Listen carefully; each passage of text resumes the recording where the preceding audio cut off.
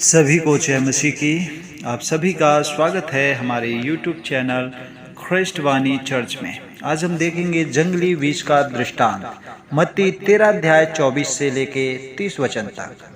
उसने उन्हें एक दृष्टांत दिया कि स्वर्ग का राज्य उस मनुष्य के समान है जिसने अपने खेत में अच्छा बीज बोया, पर जब लोग सो रहे थे तो उसका बैरी आकर गेहूं के बीच जंगली बीज बोकर चला गया। जब अंकुर निकले और बालें लगी तो जंगली दाने भी दिखाई दिए। इस पर गृहस्थी के दासों ने आकर उससे कहा, हे स्वामी, क्या तूने अपने खेत में अच्छा बीज ना बोया था? फिर जंगली दानों के पौधे उसमें कहां से आए? उसने उनसे कहा, यह किसी बैरी का काम है। दासों ने उससे कहा, क्या तेरी इच्छा है कि हम जाकर उनको बटोर लें? उसने कहा, ऐसा ना हो कि जंगली दानों के पौधे बटोरते हुए उनके साथ गेहूं भी उखाड़ लो। कटनी तक दोनों को एक साथ बढ़ने दो, और कटनी के समय में काटने वालों से कहूँगा, पहले जंगली दानों के पौधे बटोर कर जलाने के लिए उनके गट्ठे बांध लो और गेहूं को मेरे खत्ते में इकट्ठा कर लो। आइए हम इस अनुवाद का संदर्भ के विषय में देखेंगे। मत्ती 13:36 से 43। तब वह भीड़ को छोड़ घर में आया और उसके चेलों ने उसके पास आकर खेत के जंगली दाने का दृष्टांत हमें समझा दे। उसने उनको उत्तर दिया कि अच्छे बीज का बोने वाला मनुष्य का पुत्र है।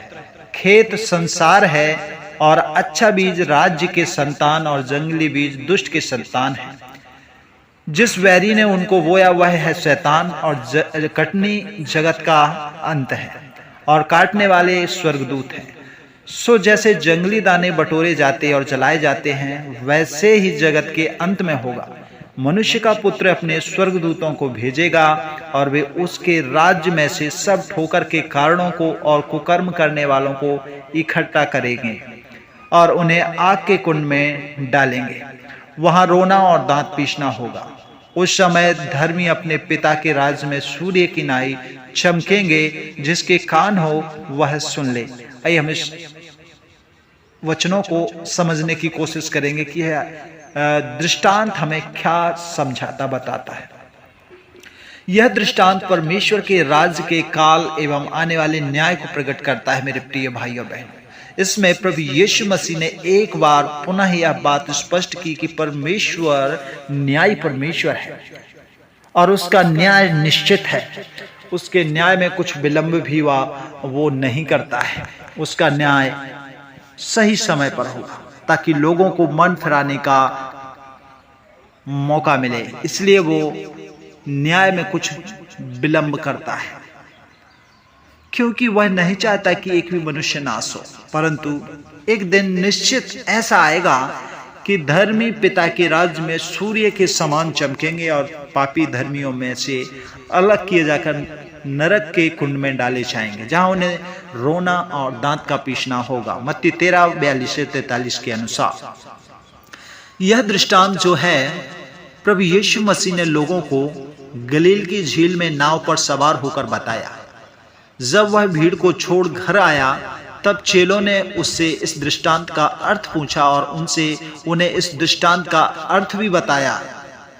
स्वर्ग का राज्य उस मनुष्य के समान है जिसने अपने खेत में गेहूं के अच्छे बीज बोए। जब सब लोग सो रहे थे तो उसका शत्रु आया और गेहूं के बीच में जंगली बीज बोकर चला गया। जब जंगली दाने भी प्रकट हुए तो सेवकों ने स्वामी से पूछा कि क्या वे जंगली दानों के पौधों को उखाड़ लें? स्वामी ने उनसे कहा, यदि जंगली पौधे उखाड़ोगे तो गेहूं के पौधे भी नष्ट होंगे। अतः कटनी तक दोनों को एक साथ बढ़ने दो और कटनी के समय जंगली पौधों को गेहूं से अलग कर लेना, जिससे गेहूं को तो खत्तों में एकत्रित किया जा सके और जंगली पौधों को जलाया जा सके। इस दृष्टांत के अनुसार दृष्टांत के पात्र निम्नलिखित हैं जिन्हें मैं आपको बताना चाहता हूं। सर्वप्रथम, अच्छा बीज बोने वाला मनुष्य का पुत्र है। खेत संसार है और अच्छा बीज स्वर्ग राज्य की संतान, जंगली बीज दुष्ट है की संतान है और शत्रु और शैतान। फसल कटाई जगत का अंत, काटने वाले स्वर्गदूत हैं। जैसे जंगली दानों के पौधे एकत्रित करके जलाए जाते हैं, वैसे ही जगत के अंत में होगा। मनुष्य का पुत्र अपने स्वर्गदूतों को भेजेगा और वे उसके राज्य में से सब ठोकर के कारणों को और कुकर्म करने वाले लोगों को इकट्ठा करेगा और उन्हें आग के कुंड में डालेगा, जहां रोना और दांत पीसना होगा। उस समय धर्मी अपने पिता के राज्य में सूर्य के समान चमकेंगे। जिसके कान हो वे सुन ले। इस दृष्टांत में जिस जंगली बीज का जिक्र किया गया है वह मूलतः ग्रीक यूनानी भाषा के जिजानिया शब्द का अनुवाद है। जिजानिया बिल्कुल गेहूं के ही समान दिखने वाला पौधा होता था, जिसे गेहूं से अलग पहचानना कठिन होता था। इसकी जड़ें गेहूं के पौधों से अधिक फैली हुई और मजबूत होती थी। इस पौधे को उखाड़ने के प्रयास में गेहूं के पौधे भी उखड़ने और फसल नष्ट होने की संभावना रहती थी। अतः जो किसान है यह जानकर कि ये जंगली पौधे भूमि से खाद पानी अधिक मात्रा में लेकर गेहूं को हानि पहुंचा रहे हैं, कटनी तक उन्हें बढ़ने देते थे। इस जो है जंगली पौधों को उसके फलों से या बालियों से ही पहचाना जाता था। मत्ती 7:16 में भी प्रभु यीशु मसीह ने यह बात कही है कि उनके फलों से तुम उन्हें पहचान लोगे।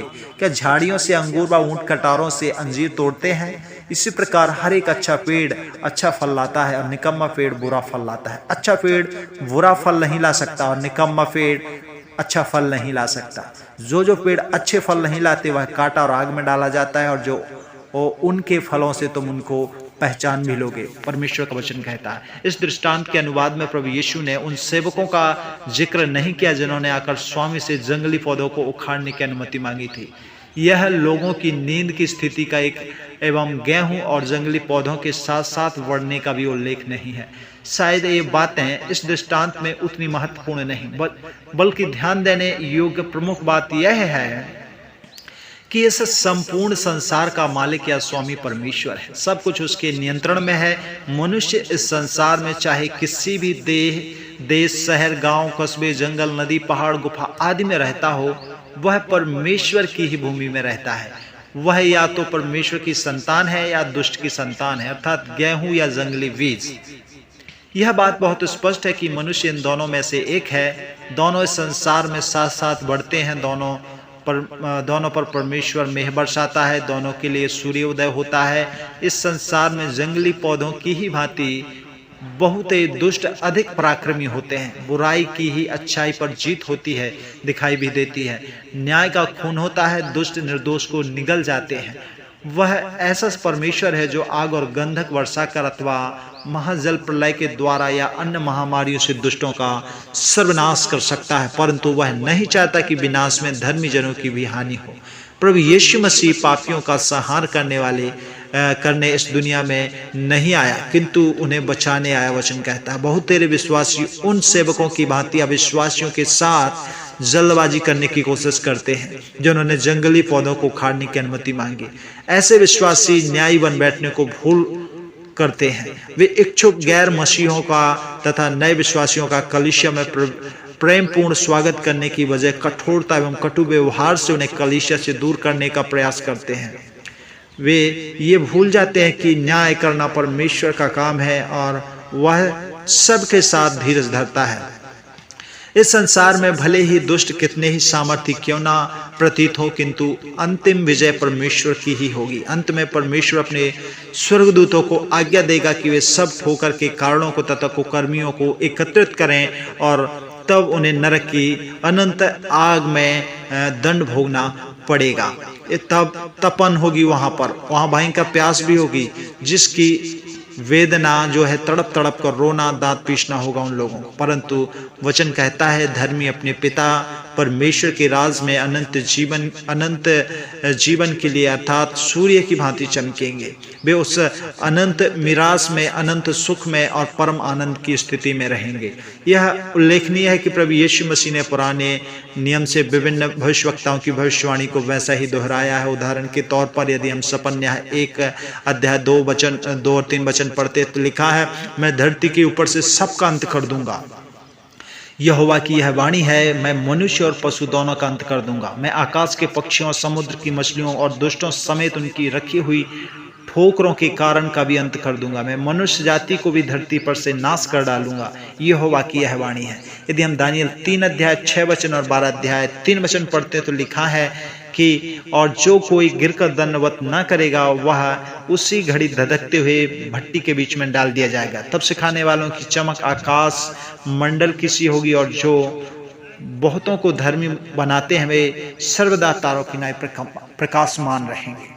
क्योंकि देखो, वह धधकते भट्टे का सा दिन आता है जब सब अभिमानी और सब दुराचारी लोग अनाज की खूंटी बन जाएंगे, और उस आने वाले दिनों में वे भस्म हो जाएंगे कि उनका पता तक ना रहेगा। सेनाओं के यहोवा का यही वचन है। परंतु तुम्हारे लिए जो मेरे नाम का भय मानते हो, धर्म का सूर्य उदय होगा और उनकी किरणों के द्वारा तुम चंगे हो जाओगे, और तुम निकलकर पले हुए बछड़े की नाई कूदोगे फांदोगे। मलाकी 4 1 और 2 वचन के अनुसार। एक बात और स्पष्ट करना आवश्यक है कि बहुतेरे इस दृष्टांत को पढ़ने सह यह भ्रांति उत्पन्न होती है कि अच्छे मनुष्य को परमेश्वर ने बुरे मनुष्य को शैतान ने बनाया है, अच्छे मनुष्य को खुदा ने, बुरे मनुष्य को दुष्ट ने बनाया है। इस और आगे जब हम पढ़ते हैं, बुरे मनुष्य जन्म से मृत्यु तक बुरे ही रहते, परंतु वे दोनों ही विचार गलत हैं। सभी मनुष्य को खुदा ने बनाया, अपने स्वरूप में बनाया, अपनी समानता में बनाया है। इसलिए मेरे प्यारे भाइयों बहनों, हमें परमेश्वर की आज्ञा को मानना है, परमेश्वर के वचन के अनुसार चलना है। खुदा आप सबको बहुत बहुत आशीष दे। God bless you.